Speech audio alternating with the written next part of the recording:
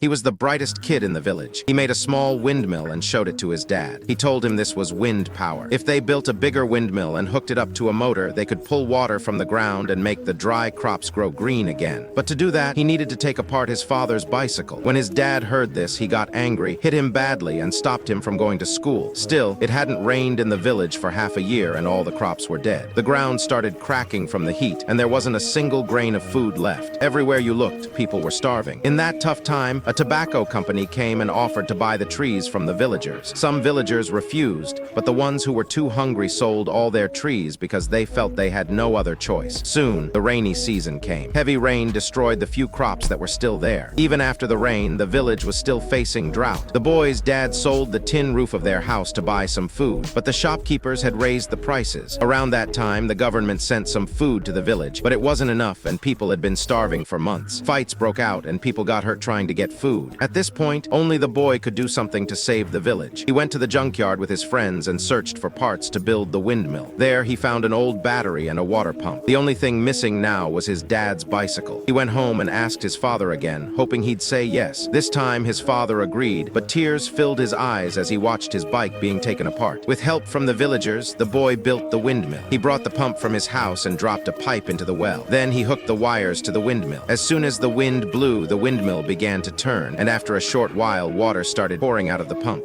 Subscribe for more videos like this and leave a like to help the channel out. Thank you for watching.